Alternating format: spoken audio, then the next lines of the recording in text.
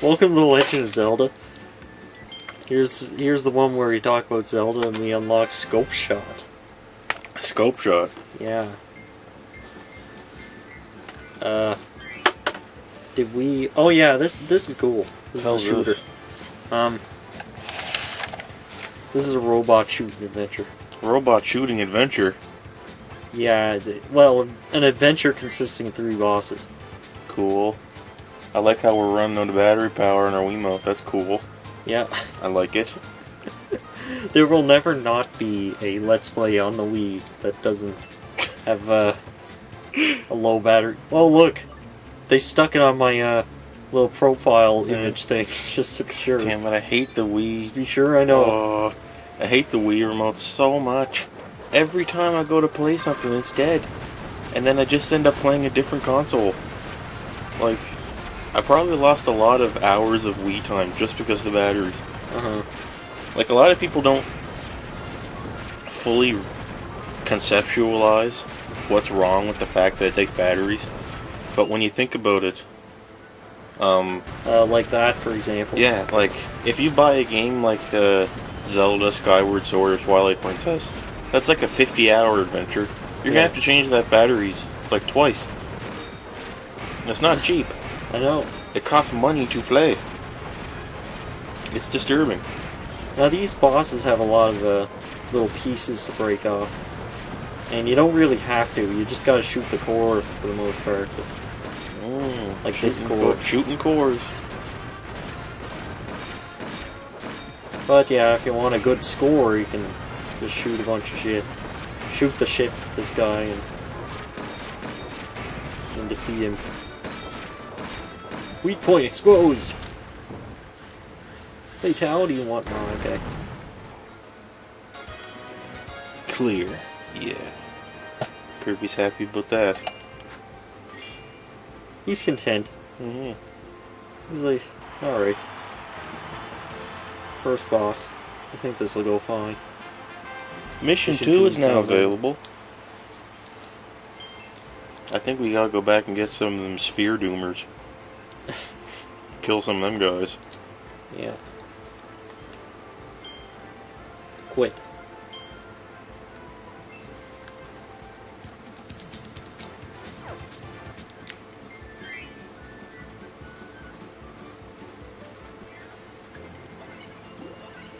I think my batteries are actually dangerously low. Like, it already cut out once there. Yeah, such is life on the Wii. I don't know what to tell you. Go buy some more batteries. Yeah. Life on the Wii lane. Okay, stage 4. It's the same as last time. It's gonna be till we meet the weird boss.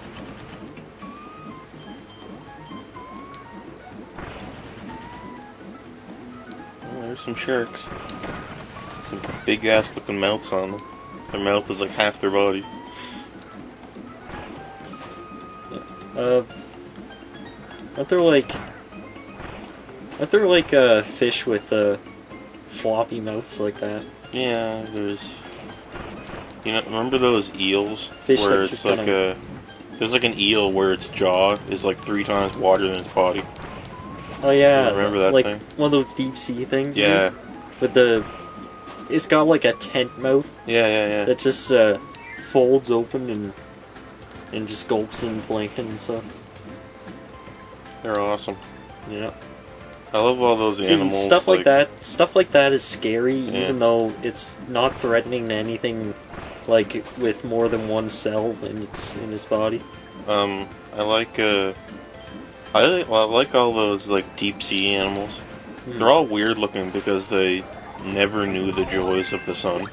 Yeah. Like they had to grow up without the sun.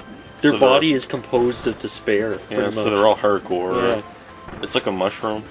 That's why I eat mushrooms all the time.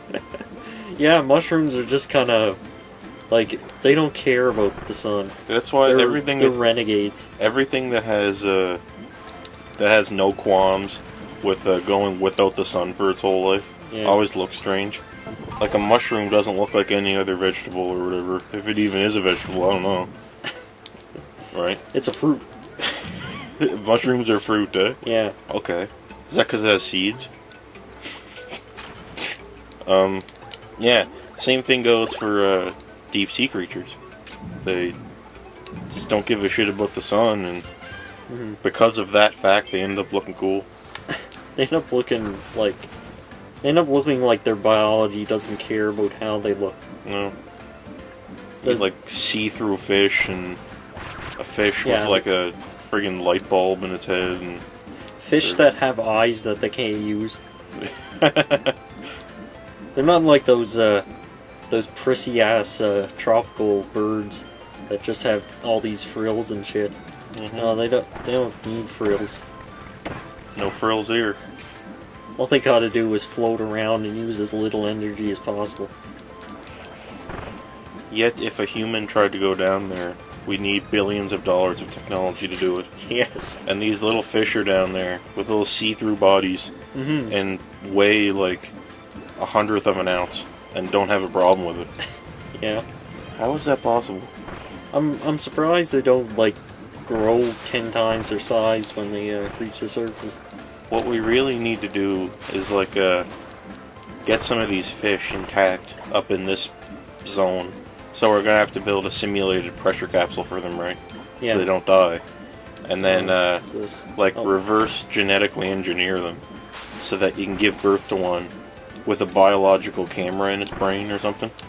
So then it can go swimming down there and then it can report the video back. Yeah. We just gotta figure out how to make a biocamera or a way to read a brain. Oh god, a biocamera. Well, yeah. It would.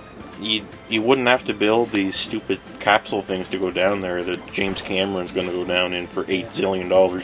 And you wouldn't have to deal with these awful DVD formats. Yeah. And these DVD conversion software. And the shitty ass like rewrite rates of. I'd only need to put the USB cable in the back of my head.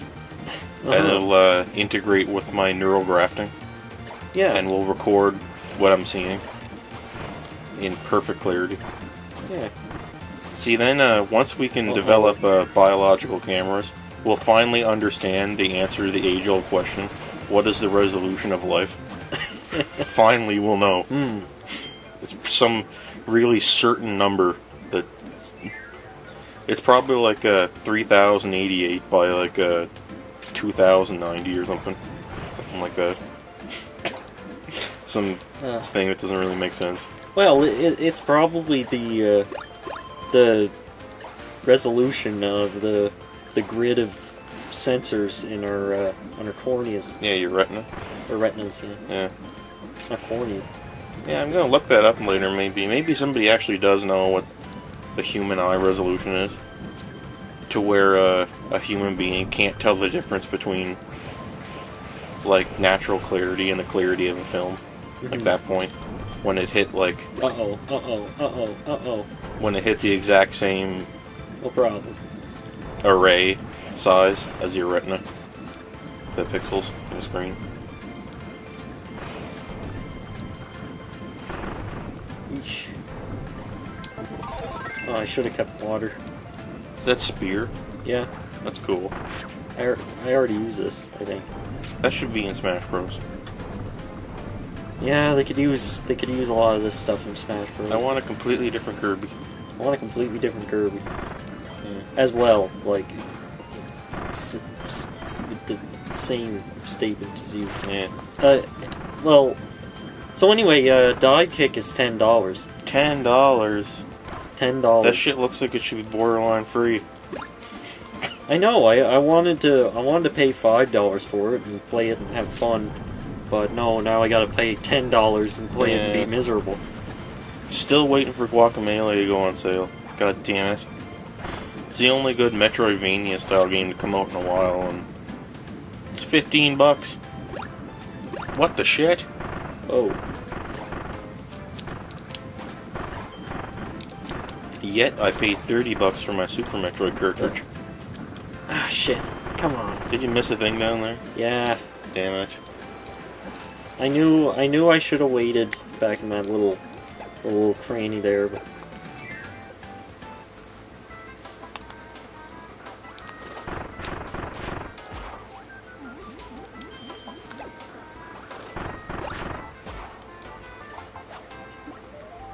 Now, this is a bomb pickup thing. It grows until it blows up. And, if you're there for it blowing up, then it's gonna hurt like that. The most fun I had in the game in a while was with a bomb. Like, was I telling you about what I did in Pikmin 3? What? Like, there's an area in Pikmin 3 where, your flying Pikmin, they lift up these, flaps on the ground, and one of them reveals, like, a fruit or whatever, what you need to get. And then, it tricks you, and the other one... Ooh! The other one, the other flap that you open up just reveals a nest of bulborbs. And, I did that. I lifted the whole thing. I was like, oh shit, bulborbs! And they were coming out, and they were swarming in this little hole thing there. And I happened to have one... You know how there's bombs in that game? Yeah, yeah. One of my Pikmin had a bomb. And I was like, oh! And I threw the bomb right down the hole. And it killed, like, 15 bulborbs in one shot. And they just... It was awesome. And then I carried all their bodies back. Great. I love the bombs in that. Is there bombs in Pikmin 2? Yeah. I can't even remember that. I think only yellows can use them or something. Yeah? Oh. They're less restrictive in this one, sure. You dig them out of these little, rock volcanoes. I don't know what they're supposed to be. They're like, little anthills? Yeah, I don't know. With bombs in them? Anyway, I'm liking Ants Pikmin make 3. bombs in Like, Pikmin. it feels different than Pikmin 2. Yeah. Which is good. Oh yeah, definitely different. Because if it was just Pikmin 2 but better, I wouldn't have liked it. Because it would have made Pikmin 2 stupid. Yeah. Right? Like, I wouldn't want to go back and play Pikmin 2. But I like Pikmin 3 so much, I guess, just because it has its own style. And it feels different. Yeah. It feels like it's trying to say a different thing than the other ones. It's hard to explain. Anyway, it's a must-have if you have a Wii U. It's easily the best game for it, by miles. The console. For now. Oh yeah. I don't know why Platinum has so much faith in it. Pikmin 3? No, the Wii U. Oh yeah, yeah. Because all their new upcoming exclusives are on the Wii. Yeah, I'm thinking that's just a little behind-the-scenes deal. Yeah. That stuff always goes on. Not that I mind. In my opinion, Platinum can make just as good a game in the Wii U as it could anything else. Because, frankly, what I've seen so far with the top-tier Nintendo games in the Wii U, they look fine, graphically. They're fine. Like, I'm not sure I see the need for PlayStation 4 or Xbox One graphically now. I don't. And I think maybe people finally realize that we hit that event horizon with Crisis. We've been going slowly down since Crisis, graphically. And really that makes sense, because the future is... I don't want to say indie games, right? But you know what I mean. Games that are not paying attention to anything graphically and have a better aesthetic. That's why Wind Waker's going to come out with a simple upscaling job, and it's going to look better than any new game. You know, on the Wii U. Yeah. It's just gonna. Provided you can turn off the bloom. Because that game is weird. There we go, we're talking about Zelda again. What's going on? I don't want to talk about Zelda. Yeah. Uh-oh. Here's boss time. Yeah, about Platinum and the Wii U. Did you follow any of the reviews for Wonderful 101? No. Yeah, they're all complaining about it. Saying, Really? yeah, it's getting some, not bad reviews, but I'm thinking, like, I loved Metal Gear Rising a lot, Yeah. and that game didn't get perfect reviews. Yeah. So I'm thinking it might be another case like that where reviewers suck or something, or they can't get the controls down. Like, if I open up a review for Wonderful 101 or Metal Gear Rising, the first paragraph was like, I can't figure out these controls. 7 out of 10. The dreaded 7 out of 10. No. The forbidden review. Now, anyway, this boss made me laugh out loud on extra mode. Because, like, he's, when he, like, puffs up and, starts, like, doing this kind of stuff, he, where he'd, like, roll back and forth on the ground here, he'd go in the ceiling and loop around, and it's actually really hard to dodge at first. And when he, like, does, like, the beam attack, he kind of swerves it up and down, so you're not, safe unless you're, like, practically on top of it. I thought, like, it stood out to me. Just the harder version of this boss, but... It's just, like... Otherwise, it's just a pufferfish. With, like... some kind of, barnacle thing on its head. Not intentional. There. Ugh. Hate that ability.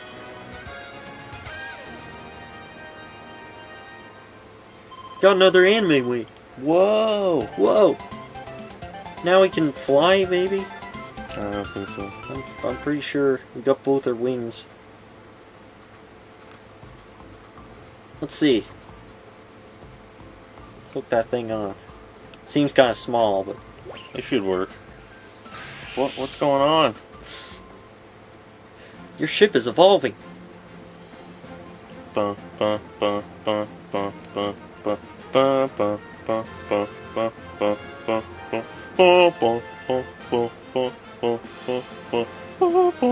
Oh, it evolved into a two-winged ship? Well, we can fly now, mechanically, but... There's Megalore. The problem is, the ship is still lazy. So, we gotta give it some motivation. Too bad, Kirby. Thanks, bro. Thanks, but could you get more perks, please? Goodbye. Alright. Man, these games feel short. Yeah. Holy shit. Yeah, this one's really, really short. Like, it seriously stops right at the end of this, planet. It doesn't go beyond that. And there's no final boss, as I said before. Ugh. You know, because Megalore is good. Not evil in any way.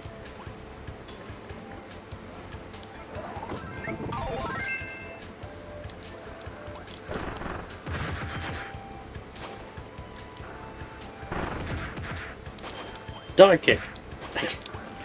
I wonder how is it that it's so well understood with melee fighters in games and cartoons and shit that when you kick something or punch something, there's no equally opposite reacting force pushing you back. You ever think of that? Like, what? if you do your uppercut, right? Mm-hmm. It's like the enemy's body, like the mass of their body, is not forcing you back. Like, if you were this strong in real life, if you kick somebody, your leg would just keep going, and then fall through, or whatever. Like, it doesn't work like that. Like, there's shit forcing you in the opposite direction of the way you're forcing your body. Yeah. Wow. Like that. How do you kick through that without, like, falling back through it? Yeah, well, it's the ever powerful dive kick. Yeah. Parents just don't understand. How do you do a dive kick? That's what's funny about it. It's not even a real thing. They made fun of that in the trailer, didn't they? Yeah, I know. Did you see that? Like, I know. Do you see the one where... there's no such thing as a dive kick. See the one where they're in the gym and everybody's in the background training, trying to do a dive kick? Yeah, He's like, no, I said do a dive kick.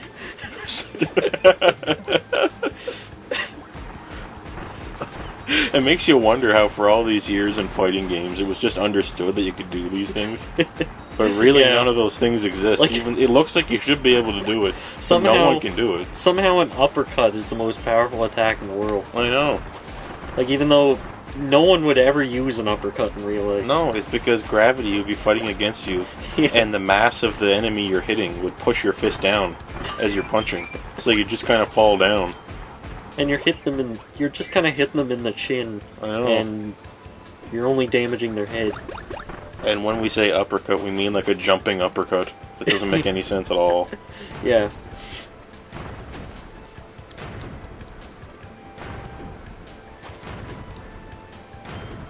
Wonder what exactly started the whole Kamehameha thing, too. What started that was in ancient Japan. Now this is like the age of Oda Nobunaga, sorry. Nobunga. Nobunga-do.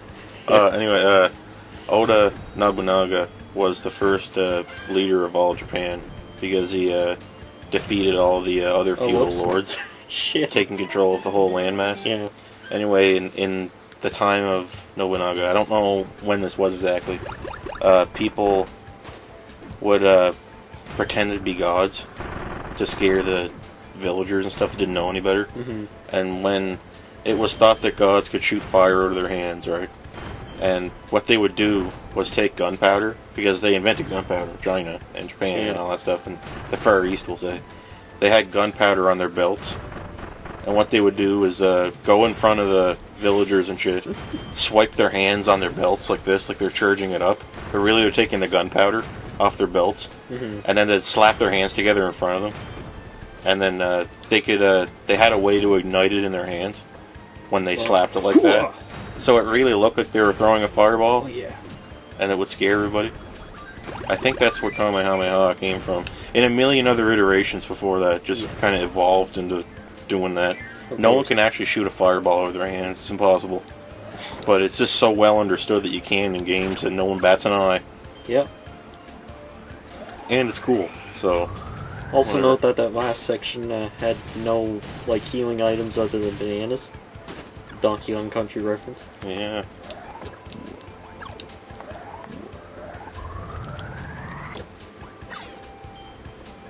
Now that Nintendo's kissed and made up with Donkey Kong Country, we can finally do that stuff again. Yes. Yeah, testo. Alright, we know, like, Miyamoto said it was shit, but, you know, we don't really have to listen to him all the time. It is shit. I go back and try to play it all the time on the Super Nintendo. Its gameplay is just boring. Yeah, well. The levels consist of going from left to right and jumping on some platforms, and there's nothing in between most of the time. The only good thing it has is riding on animals and minecart sections that are not wholly original, just challenging. So it forced you to work it into your memory. Yeah. God. It's just okay, really. It's Oh, I don't yeah, know. I know.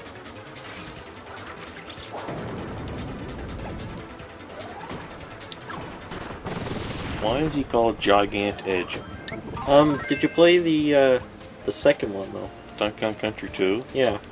Play that all the way through. Probably did at some point. I never did, but apparently it's significantly better Oh. as far as gimmicks go and stuff.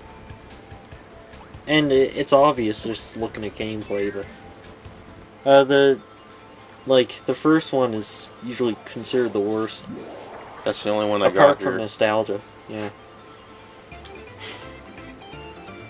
So yeah, just looking at the first one, it's a pretty damn bland platformer.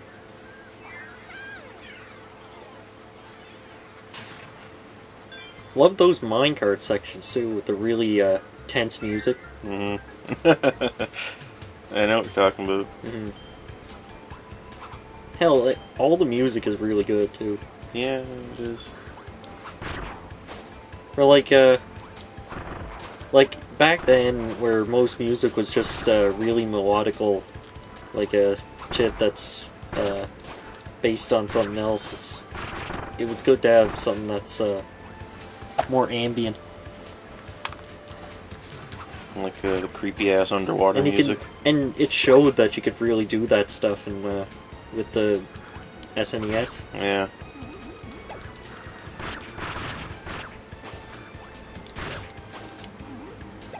I have the Super Nintendo hooked up to the sound system in the other room. Hmm. Like, we got a big ass thing everywhere. There's a bunch of shit here for things, but I know. the Super Nintendo's hooked up out there, Let's see. and I like to play Donkey Kong Country and go to you know the banana getting mini games where it starts playing. Yeah. Of course. And I turn on the stereo as maximum like surround sound and turn it up like all the way, and then go upstairs and do stuff while it's playing, Screwed up. so I can hear it all over the house when I'm alone. Yeah.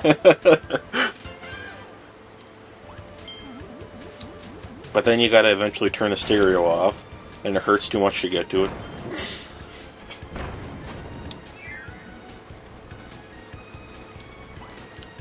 For the average Joe, but my hearing is shot, so I don't mind. Yeah.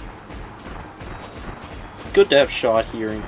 My hearing is okay, and it like stings to listen to people talk in SMT4 on full volume. You find that? Yeah. It's so high pitched and tinny. It's horrible. I don't know. I watched a movie upstairs, like a few hours ago, and I couldn't hear what was going on. Nobody else seemed to mind, but I couldn't hear anything. Oh. I had no idea what was going on in the plot, and it just makes you look like a stupid person or something, and you don't know what's going on. Everybody's just whispering to each other. Yeah. Well, I hate the volume in movies, honestly. It's just, it varies way too much. When I'm trying to listen to, when I'm trying to watch a movie on my own in my room, and, I'm not trying to, like, wake anybody else up or anything like that, it's really hard because, sometimes it's, like, extremely loud, sometimes it's, well, you can't turn it down because of the quiet scenes. Mm-hmm. The quiet scenes are actually quiet. Just turn on subtitles. Every time I get a movie, I have to make sure it has subtitles now. Huh. Yeah. Yeah, that's what I do too.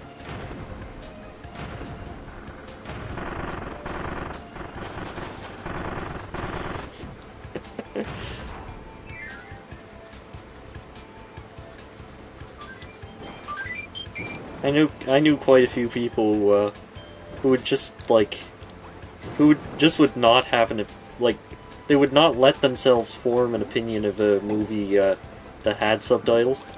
It was like foreign or something. What? If a movie is foreign, then they wouldn't like it no matter what it was. Oh. Why? And if it was dubbed, then it's all good.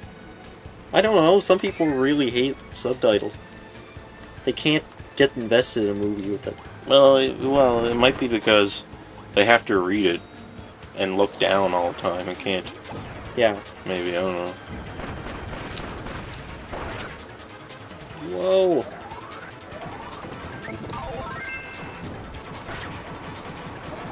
Sounds like your sister or something. Yeah. Honest, yeah. Yeah. You're right. Figured that one out. Huh. Right on the nose. I'm not surprised. Jeez. This guy's shit's hard to dodge.